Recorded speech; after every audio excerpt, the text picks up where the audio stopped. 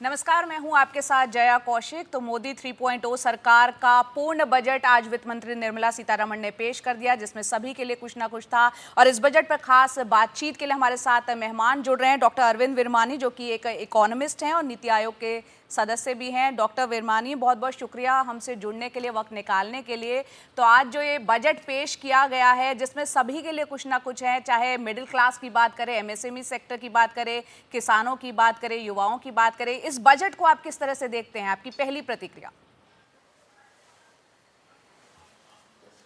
तो मेरी दृष्टि है कि हम किस तरह जो आर्थिक प्रोग्रेस है, ग्रोथ है, उसको किस तरह सस्टेन कर सकते हैं, फास्ट इंक्लूसिव ग्रोथ, ताकि 2047 में विकसित भारत हो। तो उस दिशा से मैं देखूं तो इसमें मुझे तीन ब्रॉड इश्यूज हैं जो सब के बीच में स्कैटर्ड हैं। अगर आप एग्रीकल्चर लीजिए, इंडस्ट्री लीजिए और किसी दिशा में देखें तो ये तीन चीज़ें सब जगह नज़र आ रही हैं। तो एक तो है जिसको हम कहते हैं पॉलिसी रिफॉर्म और या स्ट्रक्चरल रिफॉर्म, जो एब्सोल्युटली एसेंशियल है, क्रिटिकल है for sustaining fast inclusive growth. और उसके उदाहरण, सबसे बड़ा उदाहरण है जो tax reform, new income tax bill वित्त मंत्री ने बोला है कि अगले हफ्ते पार्लियामेंट में पेश करेंगी, और जिसका इन अ वे प्रीव्यू मैं कहूँगा, जो टैक्स रेट स्ट्रक्चर नया बताया गया है जिसमें राहत मिली है, उसको हम डिस्कस करेंगे। पर ये टैक्स रिफॉर्म मेरे ध्यान से जो इनकम टैक्स की रियायत है उससे शॉर्ट टर्म कंजम्पशन में काफ़ी वृद्धि आएगी और ग्रोथ अगले 6 महीने 1 साल में। बट जो टैक्स रिफॉर्म बिल है उसका इफ़ेक्ट 5-10 साल चलेगा। इसी तरह कई अदर और रिफॉर्म्स एक्शंस हैं जो ग्रोथ के लिए अच्छी हैं।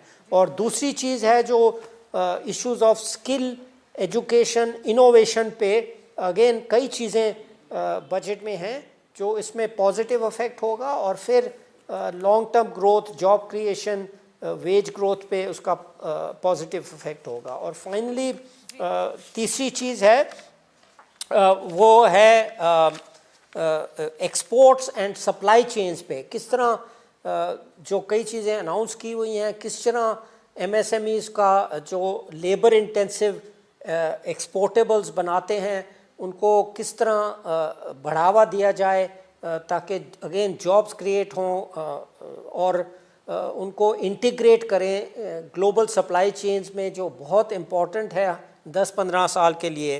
तो ये तीन भागों में मैं इसको देखता हूँ। ऑफ कोर्स इंडिविजुअली हम सेक्टर्स वगैरह पे भी ध्यान दे सकते हैं जैसे आप चाहें। बिल्कुल बिल्कुल। डॉक्टर अरविंद, यहाँ पर आप एक इकोनॉमिस्ट भी हैं। आज जब बजट आया उसके बाद हम देख रहे हैं कि मिडिल क्लास जो है वो बहुत ज़्यादा खुश भी है। जाहिर सी बात है, उसकी परचेजिंग पावर जो बढ़ेगी, अब जब उसकी सेविंग्स बढ़ेंगी तो उसको आप अर्थव्यवस्था के विकास में किस तरह से देखते हैं कि वो जो पैसा जो मिडिल क्लास में हाथ में आएगा वो देश की अर्थव्यवस्था को आगे ले जाने में किस तरह से मदद कर सकता है?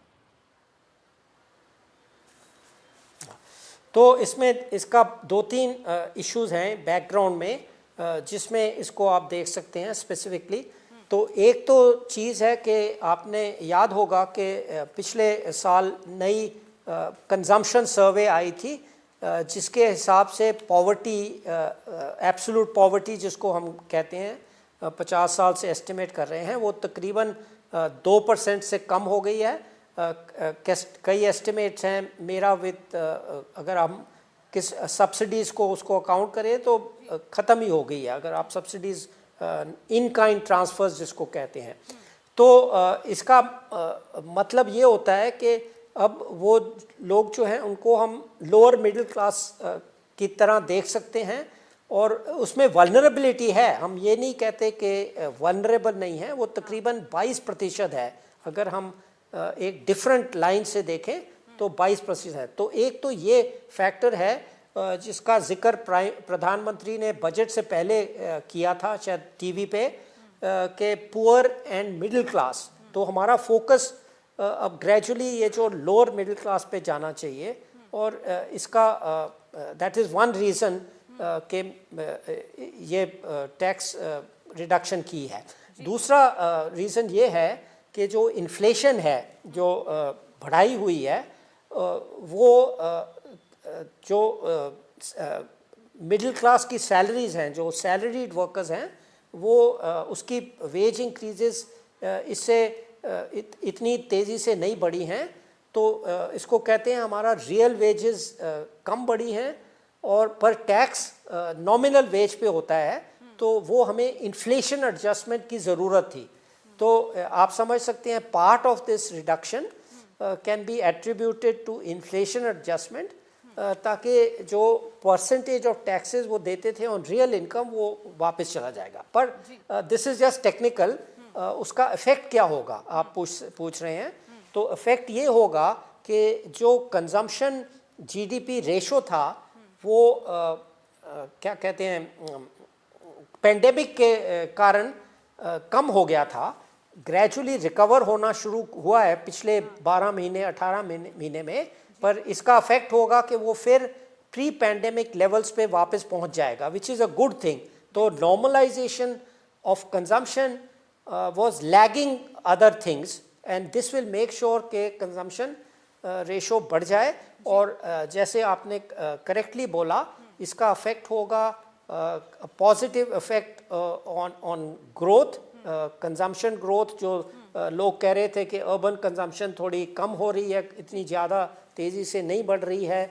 और दूसरा जो उनका पुराना जो सेविंग्स ख़त्म हो गई थी या कम हो गई थी because of the pandemic effects, वो भी रिस्टोर होंगी। तो आपने बिल्कुल सही बोला। अरविंद, एक सवाल जो बार बार उठता है, ये सवाल उठता है बेरोजगारी का, अनएम्प्लॉयमेंट का। तो आज जो बजट पेश किया गया है, उस अनएम्प्लॉयमेंट को कितना उसमें एड्रेस किया गया है, आप कैसे उसको देखते हैं? साथ ही जो रोजगार, नए रोजगार पैदा करने की दिशा में, इसको आप कैसा मानते हैं इस बजट को?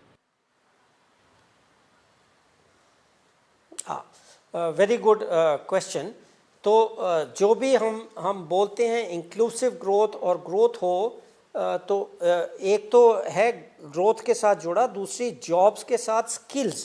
तो जो सेकंड और थर्ड पॉइंट मैंने आपको बोले हैं, पहले पॉइंट से अगर रेगुलेशन या कंट्रोल एफर्ट्स आप कॉस्ट रिड्यूस होंगी रेगुलेटरी कमीशन वगैरह से, तो जो जॉब क्रिएटर्स होते हैं, छोटे छोटे स्मॉल इंडस्ट्री, माइक्रो इंडस्ट्री, उनका अटेंशन अपनी इम्प्रूवमेंट के लिए जा सकता है, और उससे ज़्यादा जॉब क्रिएशन होती है। दूसरा पॉइंट है जो skilling and quality of education अगर इम्प्रूव होगी तो वेजेस बढ़ेंगे। वेजेस, रियल वेजेस कैसे बढ़ते हैं? अगर प्रोडक्टिविटी बढ़ती है, जो स्किल्स लेवल बढ़ते हैं, तो उसके साथ प्रोडक्टिविटी बढ़ती है और वेजेस बढ़ते हैं। तो हमने देखा है, जो मेरा एनालिसिस है पिछले 7 साल का फ्रॉम PLFS डेटा, एक कारण के स्किल्ड नहीं, जो फॉर्मल सेक्टर्स एम्प्लॉयज़ हैं, उनके जो नॉमिनल वेजेस हैं वो कम रफ्तार से बढ़े हैं relative to inflation. So one of the main reasons from my analysis जो मैंने किया है, उसका है कि ये स्किलिंग बहुत ज़रूरी है।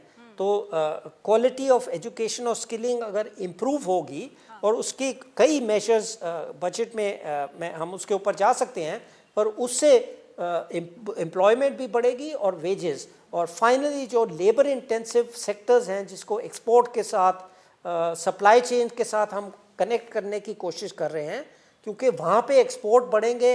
एग्रीकल्चर भी देख लीजिए, खाली MSME नहीं, एग्रीकल्चर अगर आप वो क्वालिटी चेन में जा सकेंगे। फूड प्रोसेसिंग का मेंशन हुआ है, क्यों? फूड प्रोसेसिंग की एक चेन है, वो फार्म से शुरू होती है और उसको फूड प्रोसेस करके आप एक्सपोर्ट कर सकते हैं। तो थिंग्स लाइक चीज़ें, black rice, red rice, organic rice, organic wheat, तो ऐसी चीज़ें जो नई नई चीज़ें जिनके लिए डिमांड है, वो हमें प्रोड्यूस करनी पड़ेंगी। जी, बहुत बहुत शुक्रिया डॉक्टर अरविंद विरमानी। ये तमाम बातों को आपने इतने गहनता और सरलता के साथ समझाया। इस बजट के हर पहलू को छूने की हमने यहाँ पर कोशिश की। बहुत बहुत शुक्रिया। तो ये थे डॉक्टर अरविंद विरमानी, जो कि नीति आयोग के सदस्य हैं और साथ ही अर्थशास्त्री भी हैं। उनसे हमने इस पर विस्तार से चर्चा की। बहुत बहुत शुक्रिया सर।